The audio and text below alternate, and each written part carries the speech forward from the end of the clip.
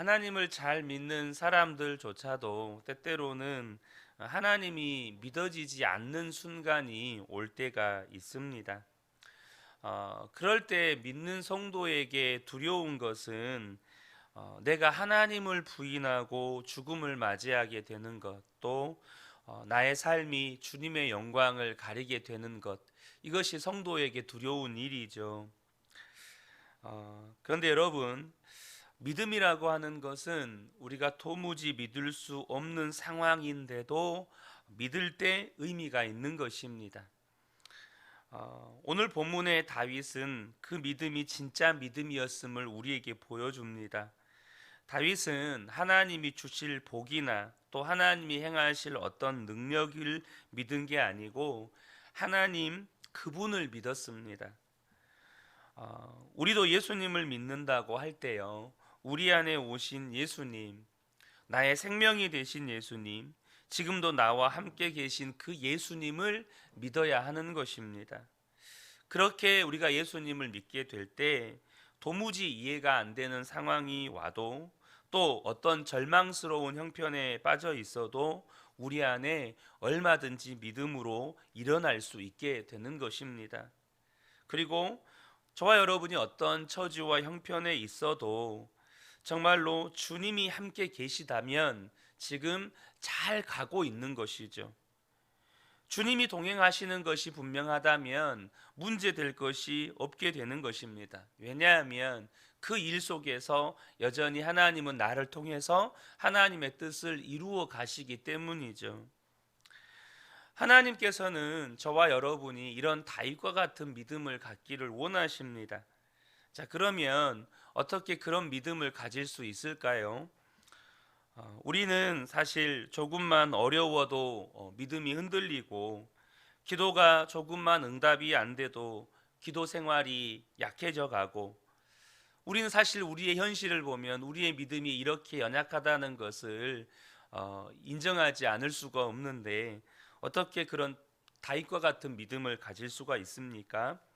3절의 말씀을 함께 보겠습니다.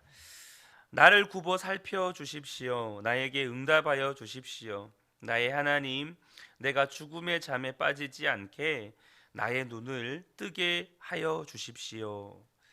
지금 다윗의 기도를 보면 이렇게 고백하고 있죠. 나의 눈을 밝히소서, 이렇게 기도하고 있습니다. 지금 다윗이 여러 가지 기도를 하고 있는데, 그 기도의 핵심 가운데 다윗이 어떤 기도를 하고 있냐면 자신의 눈을 뜨게 해달라고 하나님 앞에 기도를 하고 있다는 겁니다. 하나님, 제가 지금 완전히 절망 가운데 갇혀 있습니다. 내 눈앞이 캄캄하고 하나님도 안 계신 것 같습니다. 그러나 하나님, 내 눈을 열어서 진짜를 보게 해 주십시오. 그렇게 다윗이 기도하고 있다는 것입니다. 그리고 그는 그 기도에 응답을 받았고, 우리가 본문에서 읽었듯이 하나님의 사랑을 기억하고 구원의 기쁨을 회복하고 하나님을 찬송하게 되는 것입니다. 여러분, 우리가 이러한 다윗과 같은 믿음을 소유하려면 눈이 뜨여지는 은혜가 필요한 것입니다. 진짜 영적인 실체를 보는 눈, 여전히 나와 함께 계시는 주님을 바라보는 눈, 그 눈이 뜨여지는 은혜가 우리에게 필요하다는 것입니다. 우리가 어제도 잠깐 나누었지만 사도행전 7장에서 스데반 집사가 돌에 맞아 죽을 때 우리가 한편으로 생각하면 하나님이 왜 이렇게 하시나, 이런 생각이 들죠. 도무지 하나님이 모순적인 것 같은 거예요. 베드로는 설교 한 번 하면 3,000명 5,000명 구원받게 하시고, 또 천사들을 보내셔서 옥문을 열고 구원해 주시기도 하시는데, 스데반 집사는 똑같은 상황에서 돌에 맞아 죽게 해요. 도무지 하나님을 종잡을 수가 없을 것 같아요. 그런데요, 우리는 그런 생각을 할 수 있잖아요. 그렇게 성령 충만한 스데반 집사가, 초대교회 이 7집사 가운데 한 사람인 이 스데반 집사가 좀 더 교회 가운데 오래 살아남아서 오랫동안 사역하면 초대교회에도 얼마나 큰 유익이 있겠습니까? 또 하나님 나라에도 얼마나 강력한 사역의 통로로 이 스데반 집사가 쓰임 받을 수 있겠어요? 그런데 그렇게 허무하게 돌에 맞아 죽는 것입니다. 여러분 이해가 되세요? 그렇게 위대한 믿음의 사람을 하나님께서 그렇게 한번 유대인들한테 복음 전하고 불러가 버리시는 거예요. 그것도 돌에 처참하게 맞아 죽게 해서 불러가시는 겁니다. 이게 이해가 되시냐는 거죠. 근데 여러분, 우리가 그 사도행전 7장을 가만히 읽어보면 스데반 집사는 우리가 이렇게 가졌던 의문, 우리가 가졌던 이런 생각처럼 생각하지 않았던 것 같아요. 성경을 읽어보면 스데반 집사의 얼굴이 천사와 같았다고 말합니다. 그 스데반 집사의 사건을 기록한 누가가 스데반 집사를 볼 때 천사와 같았대요. 그의 얼굴이. 그 말은 스데반 집사는 그런 상황에서도 감사가 있었고 기쁨이 있었다는 말입니다. 무슨 말입니까? 스데반 집사는 하나님의 뜻과 계획을 이해하고 받아들였다는 거예요. 어떻게 그럴 수 있죠? 바로 눈이 뜨였기 때문입니다. 사도행전 7장 55절과 56절을 보면 스데반이 성령 충만하여 하늘을 우러러 주목하여 하나님의 영광과 및 예수께서 하나님 우편에 서신 것을 보고 말하되 보라 하늘이 열리고 인자가 하나님 우편에 서신 것을 보노라. 스데반 집사가 돌에 맞아 순교하는 그 순간에 눈이 열립니다. 하나님의 영광이 보이고 하나님 우편에서 예수님께서 서서 내려다 보시는 것이 보이는 거예요. 그러니까 돌에 맞아 죽는 그 순간에도 그 마음 안에는 감사가 넘치는 겁니다. 기쁨이 넘쳤던 거예요. 그것으로 충분했어요. 아, 지금 내가 죽는 것이 하나님의 뜻이구나. 내가 죽는 것이 하나님의 복음과 하나님 나라를 위한 하나님의 뜻이구나. 그는 그렇게 하나님의 영광과 예수 그리스도를 바라보는 눈이 열려버리니까 오래 사는 것 혹은 일찍 죽는 것 이것 자체로 아무런 의미가 없다는 것을 알았습니다. 실제로 천국에 가보면 여러분 오래 사는 것이 도대체 무슨 의미가 있을까요? 이 땅에서 부귀영화를 누리는 것이 무슨 의미가 있을까요?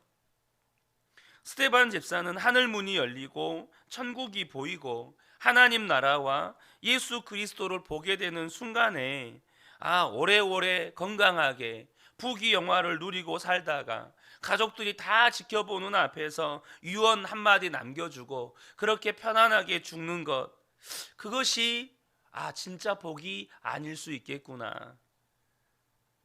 그것이 진짜 복이 아니구나. 그래서 이렇게 돌에 맞아 죽는 것도 이게 놀라운 하나님의 영광을 나타내는 일이구나. 이것을 그 순간에 깨닫게 되는 것이죠. 여러분 사람의 얼굴이 어떻게 하면 천사의 얼굴과 같이 될 수 있습니까? 여러분 다른 게 아닙니다. 하나님의 영광을 보면 사람의 얼굴은 천사와 같이 바뀌는 겁니다. 모세가 하나님의 영광을 볼 때 그 얼굴에서 하나님의 영광의 광채가 나는 것처럼 저와 여러분이 하나님의 영광을 보고 예수 그리스도 십자가 복음의 영광을 정말로 믿음으로 보게 될 때 우리 안에서 그 영광의 광채가 기쁨으로, 감사로, 찬양으로 나타나는 겁니다. 그리고 자신을 향해서 돌을 던지는 그 자들을 향해서 용서하고 축복하는 기도를 하게 되는 것이죠. 이유가 어디에 있습니까? 눈이 뜨이는 데 있었습니다. 눈이 열리니까 그렇게 되는 것입니다. 여러분 하나님이 도무지 믿어지지 않습니다. 도저히 이 상황을 견딜 수가 없습니다. 도저히 하나님께서 왜 이렇게 하시는지 이해가 안 됩니다. 그런 분이 계십니까? 여러분 바로 오늘 하나님께서 저와 여러분의 눈을 열어주시기를 축복합니다.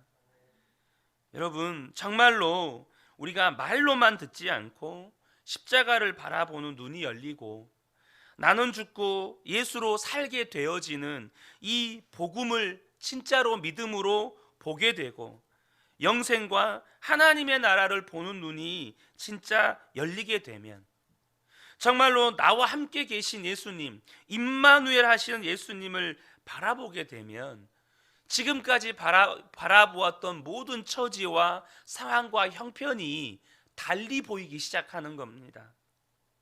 그래서 우리에게 정말로 필요한 은혜가 24시간 예수님을 바라보는 은혜인 겁니다. 여러분, 우리가 정말로 가지고 있어야 할 중요한 믿음이 나와 늘 함께 동행해 주시는 예수님 그분에 대한 믿음입니다. 주님이 지금 나와 함께 하신다.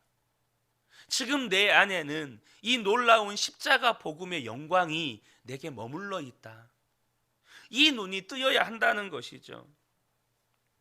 여러분, 혹시 이종용 목사님이라는 분을 아십니까? 혹시 과거에 대중가요를 많이 들으신 분이 계시다면 너라는 히트곡을 만드신 분이시기도 하고요. 나중에 이분이 난 참 바보처럼 살았군요 라는 노래도 만드신 분이십니다. 자기의 삶이 언제 바뀌었는지를 이분이 간증을 하셨는데요. 그분이 가수이실 때 지저스 크라이스트 슈퍼스타라는 뮤지컬이 있었는데 거기서 예수님의 역할을 하셨답니다. 그 뮤지컬 공연이 250회를 했는데요. 연습까지 합치면 1000번이 넘도록 예수님 역할을 한 겁니다. 근데 이제 예수님 역할을 하려고 하다 보니까 사복음서를 수도 없이 읽었대요. 그리고 예수님처럼 생각하고 예수님처럼 말하려고 늘 예수님을 묵상했던 거예요. 의도는 그 뮤지컬 공연에서 예수님 역할을 제대로 하려고 사복음서를 수도 없이 읽고 예수님처럼 생각하려고 하고 말하려고 하고 행동하려고 하고 그렇게 했다는 거예요. 그런데 참 놀랍게도 어느 순간 인생이 달리 보이고 사람이 달리 보이더라는 거예요. 찬송을 듣는데 뭐라고 말로 설명할 수 없는 눈물이 흐르고 말씀을 듣는데 이전에 느껴보지 못했던 하나님의 그 은혜를 말씀 속에서 맛보고 그렇게 미워했던 사람들도 막 사랑이 되어지고 어느 순간 자기가 그렇게 바뀌어 있더라는 거예요. 그러니까 자기도 그게 이해가 안 되는 거죠. 여러분, 이유는 한 가지였습니다.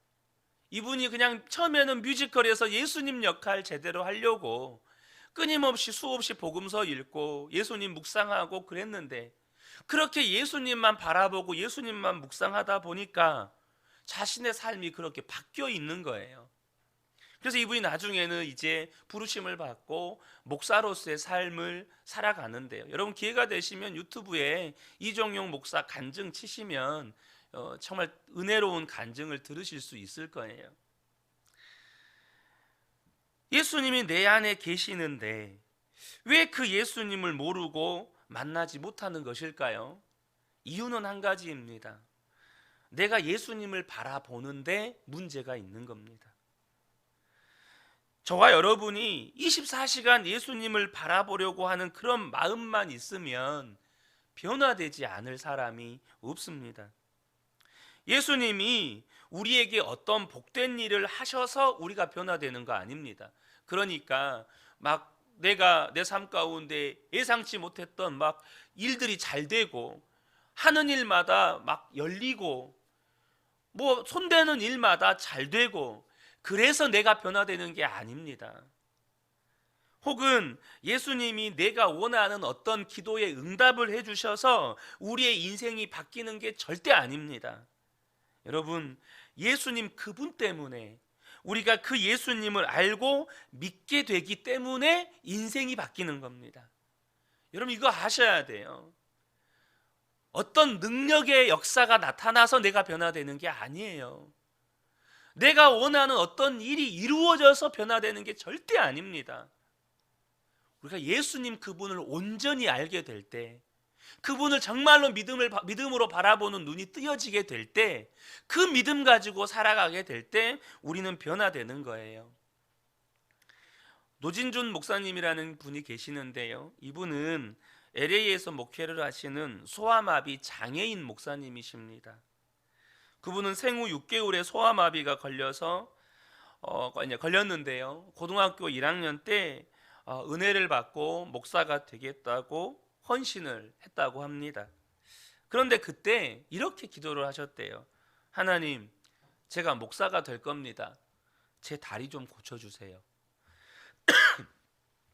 자기가 목사가 되겠다고 하면 하나님이 다 고쳐주실 것이라고 생각을 하셨대요.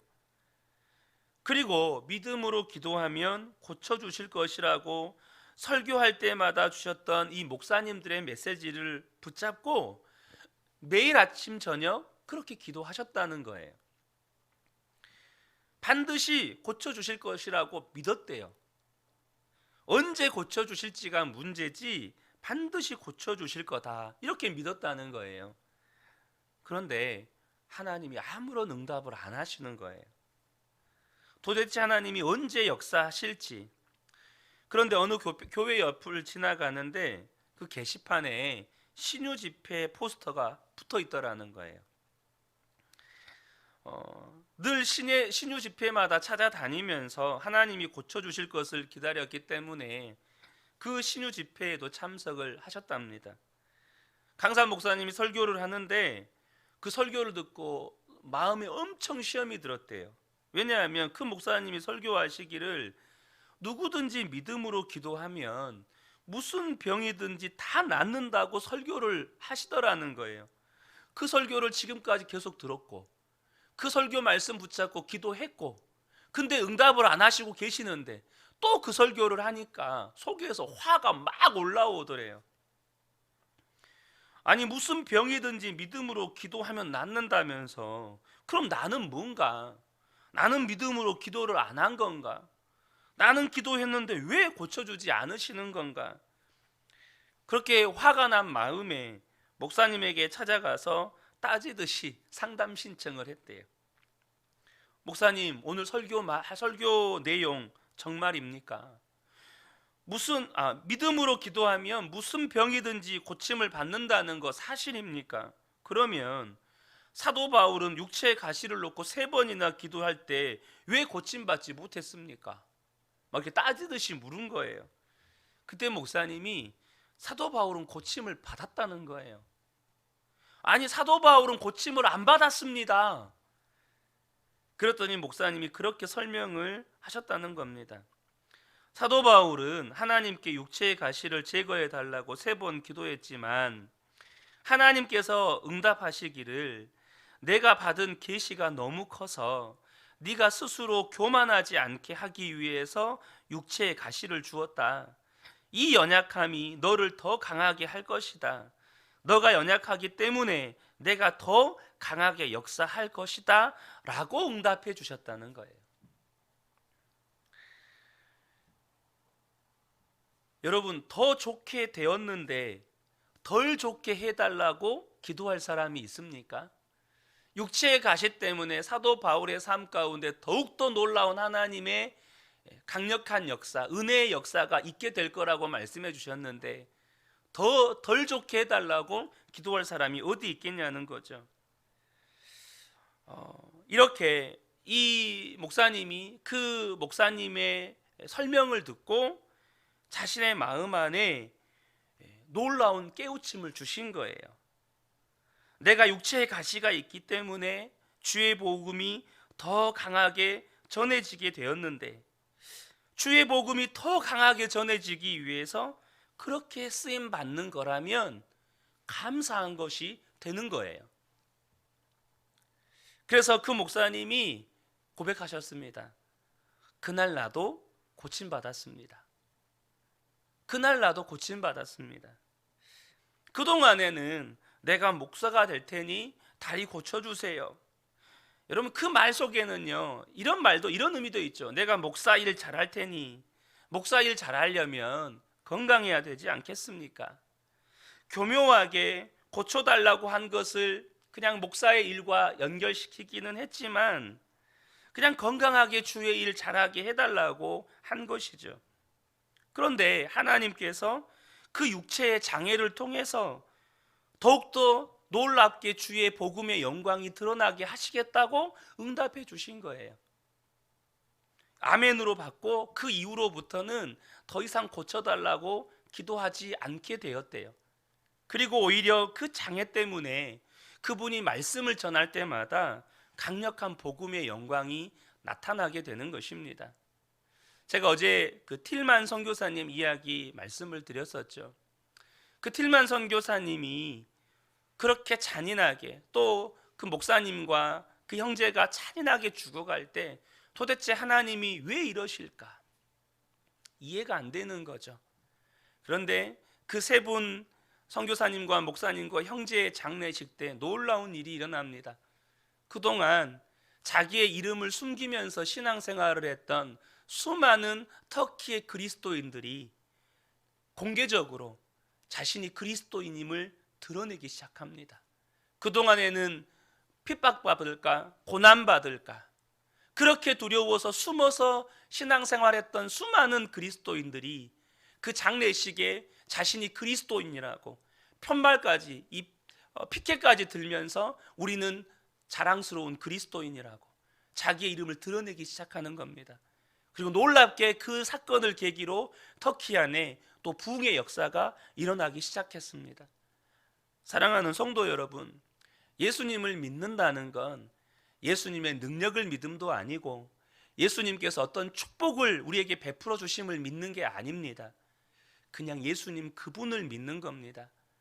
우리에게 중요한 건 내 안에 계신 예수님을 바라보는 믿음의 눈이 뜨이는 것입니다. 이 새벽에 저와 여러분이 함께 기도하실 때, 주님, 나도 다윗처럼 눈을 열어주십시오. 나의 눈이 뜨여져서 현상을 보지 않고 그 현상의 배후에서 지금도 여전히 묵묵히 하나님의 뜻을 이루어 가시는 하나님의 일을 보게 해 주십시오. 이 기도가 저와 여러분의 기도의 제목이 되고 또 그 기도대로 응답하셔서 믿음의 눈이 뜨여지는 놀라운 은혜의 역사가 있기를 예수님의 이름으로 축복합니다. 아멘. 기도하겠습니다.